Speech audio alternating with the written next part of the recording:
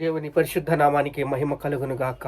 యేసయ్య పరిశుద్ధుడు, పరిశుద్ధుడు, పరిశుద్ధుడు. మనల్ని కూడా పరిశుద్ధులుగా ఉండమన్నాడు. దానికి కావాల్సిన సామర్థ్యాన్ని ఇచ్చాడు, కృపనిచ్చాడు, ప్రేమనిచ్చాడు, దయనిచ్చాడు.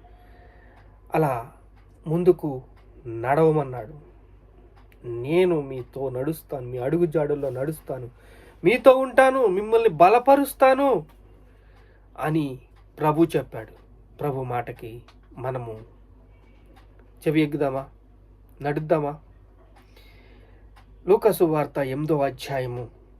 వెంటనే ఆయన దేవుని రాజ్యము సువార్తను తెలుపుచు ప్రకటించుచు ప్రతి పట్టణంలోను ప్రతి గ్రామంలోనూ సంచారము చేయుచుండగా 12 మంది శిష్యులు అపవిత్రాత్మ వ్యాధులను పోగొట్టి కొందరు స్త్రీలను, అనగా 7 దెయ్యములు వదిలిపోయిన మగ్ధులైన అనబడిన మరియు హేరోదు యొక్క గృహ నిర్వాహకుడైన కూజా భార్యను సుసన్న అని కూడా ఉండిరి. ఇక్కడ పరిచర్య స్త్రీలకు అప్పగించాడు. ఆయన రాజ్యము సువార్తను తెలుపుచు ప్రకటించుచు ప్రతి పట్టణంలోను ప్రతి గ్రామంలోనూ ప్రకటించుచు నడుస్తూ స్త్రీలకి సేవా పరిచర్యను అప్పగించాడు. స్త్రీలు ఎక్కడ సేవ చేశారు బైబిల్లో చూపించండి, ఉసిగేసుకునే ఉండాలి కదా అని చాలామంది అంటూ ఉంటారు. అవన్నీ నమ్మొద్దు. ఉసిగేసుకోవాలి నిజమే, సంప్రదాయంగా మర్యాదగా ఉండాలి నిజమే, గౌరవంగా ఉండాలి నిజమే. అది అబ్రహాము అలా నడుచుకుంది. అబ్రహాం, ఇస్సాకు, యాకోబు నుంచి ముందుకు వచ్చిన తర్వాత దొబ్బి రాయిలు వాళ్ళందరూ సేవకులకై ముందుకు వచ్చారు. ఇక్కడ యేసయ్య పట్టా ఇస్తున్నాడు వీళ్ళకి. సెమినార్ పట్టాలో వీళ్ళకి స్త్రీలు సేవ చేశారు. రోగాల్ని స్వస్థపరిచారు.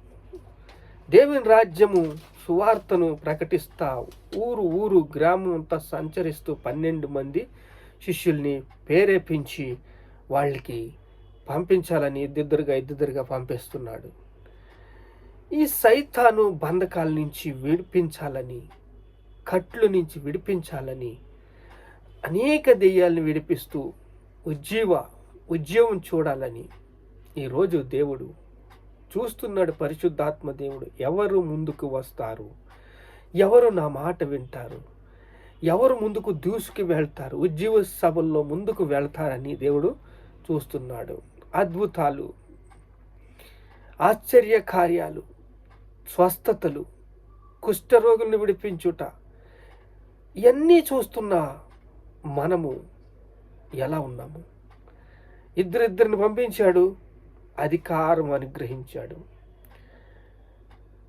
యేసుక్రీస్తు సువార్తను ప్రకటించుచు సువార్త పని మీద ఉన్నాడు యేసయ్య. అలా సువార్త పని మీద ఉన్నప్పుడు అనేక శిష్యులు 70 మంది శిష్యుల్ని పంపించాడు. అలా 70 మంది శిష్యులు వెళ్ళి సువార్తను ప్రకటించారు. అలా సువార్తను ప్రకటిస్తూ ఉండగా వాళ్ళు స్త్రీలకు పరిచర్య అప్పగించి, గృహ నిర్వాహకత్వము అప్పగించి, దాంట్లో ఎంతోమంది ఉన్నారు. సుసన్న కూడా ఉండిరి. ఇక్కడ యోహన్నయు సుసన్న కూడా ఉన్నారు. వీళ్ళు పరిచర్య చేస్తున్నారు. 7 దెయ్యములు వెళ్ళగొట్టిన మరియమ్మ కూడా ఉన్నది. ఇలా సువార్తను బహువేగంగా వీళ్ళు తీసుకెళ్తున్నారు. ఉజ్జీవాన్ని చూస్తున్నారు. బహుజన సమూహము కూడి ప్రతి పట్టణంలో నుండి ఆయన యొద్దకు వచ్చుచుండగా ఉపమాన రీతిగా ఎట్లా అన్నాడు. సువార్తను ప్రకటిస్తుండగా ఇక్కడ బోధ, యేసయ్య బోధ మనం వినాలి, యేసయ్య మాట మనం వినాలి, యేసయ్యతో మనము ఏక మనస్సు కలిగిన వారై ఉండాలి. ఏమని అంటున్నాడు? విత్తువాడు విత్తనములు పట్టుకుని బయలుదేరాడు.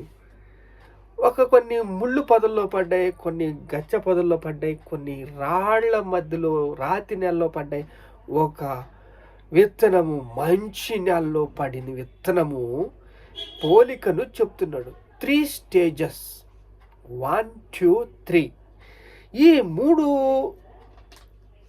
ఒక విషయాల్లోనూ మనము దేవుడు మనకి ఏమి నేర్పించాడు అంటే దేవుని సంకల్పాన్ని నేర్పించాడు. మంచి నేలలో పడ్డ విత్తనము ఎలా ఉండాలి అని దేవుడు ఆదికాండం 1:26 దేవుడు ఆయన స్వరూపంలో మనల్ని చేసుకున్నాడు. మనల్ని దేవుని స్వరూపంలో చేసుకుని మనం అధికారం మన చేతికిచ్చి ఇదంతా కూడా మనము అధికారము చలాయించాలి అని దేవుడు ఆశపడ్డాడు. ఈ అధికారాన్ని మనకి ఇచ్చాడు. ఆ అధికారాన్ని శిలువ మీద యేసయ్య మనకి ఇచ్చాడు. ఇప్పుడు మనల్ని ఏమన్నాడు దేవుడు? ఏలండి, విస్తరించండి, ఆశీర్వాదం పొందండి అని దేవుడు అన్నాడు. దేవుడు అన్నట్టుగా మనము మంచి నేలలో పడ్డవారిగా మనం ఉండాలి కదా. ఏరు లేనప్పుడు, కొంచెము బాధ వచ్చినప్పుడు, కొంచెము కష్టం వచ్చినప్పుడు, కొంచెము ఆరోగ్యము బాగాలేనప్పుడు, ఆ ముళ్ళ పొదల్లో గచ్చ పొదల్లో ఉన్న ఏరు లేనప్పుడు మాడిపోవటము, ఇలాగా స్టెప్ బై స్టెప్ ఒక విశ్వాస జీవితం హృదయంలో హృదయంలో వాక్యం పడగానే, విత్తనం పడగానే ఆ విత్తనము పరిమళించటంలో, ఫలించటంలో, ఆ విత్తనము యొక్క క్షీణించిపోవటంలో మనము ఎంతో అశ్రద్ధ, నిరాశ, నిస్పృహలు మధ్య వెళ్తుండగా మనము ఎంతో ఎంతో ఎంతో ఎంతో నీరు గారిపోతూ ఉంటాం. అలా ఏరు లేనప్పుడు మాడిపోవటం అనేది మనం చూస్తాం. ఏరు లేనప్పుడు మాడిపోవటము ఎంత ఆ చెట్టుకి దేవుని విత్తనము, దేవుని వాక్యము, వాక్యము నీరైపోయింది, వాక్యం ఎండిపోయింది, వాక్యము అని ఎంత బాధ కలుగుతుంది చూడండి. సైతాను వస్తాడు, వాక్యాన్ని ఎత్తుకుపోతాడు. నేను చాలా అన్ని అధ్యాయాలు చదివేశాను, ఇన్ని అధ్యాయాలు చదివేశాను అంటారు. వాక్యం వచ్చి విన్న వాక్యాన్ని ఫలింప అమల్లో పెట్టాలి. దాన్ని విత్తని వాక్యాన్ని ఏం చేయాలి? ఫలించాలి, అభివృద్ధి నొందాలి, విస్తరించాలి. ఆయన స్వరూపంలో మనం ఉన్నాం. ఆయన అధికారం ఇచ్చాడు, వాడమన్నాడు. శిలువలో మనకి దేవుడు అధికారం ఇచ్చాడు. అధికారం మనకు ఉంది. ఆ అధికారాన్ని వాడాలి, అధికారంతో ముందుకు వెళ్ళాలి. 1 పేతురు రాసిన పత్రిక 1:18 చూస్తే, వెండి బంగారములతో మనల్ని శుద్ధి చేయలేదు, కానీ యేసు క్రీస్తు అమూల్యమైన రక్తము చేత మనల్ని శుద్ధి చేశాడు. యేసు రక్తము ప్రతి పాపము నుండి మనల్ని పవిత్రులుగా చేసింది. అపవాది క్రియలను లయపరచుటకు యేసుక్రీస్తు ప్రత్యక్షమయ్యాడు. ఇప్పుడు మనకున్న ఆదరణ ఏమిటి? వాక్యము. మంచి నెలలో పడ్డ వాక్యము, ఈ పరిశుద్ధ గ్రంథము. ఈ వాక్యముతో, మన వైరాగ్యముతో దేశాన్ని, రాష్ట్రాలని ప్రభావితం చెందించే గొప్ప ఉజ్జీవము మనకున్నది. నీతిమంతుని విజ్ఞాపన బహు బలముగా ఉండెను. మనకు మంచి నేలలో పడ్డాము, మంచి విత్తనాలు విత్తబడ్డాయి.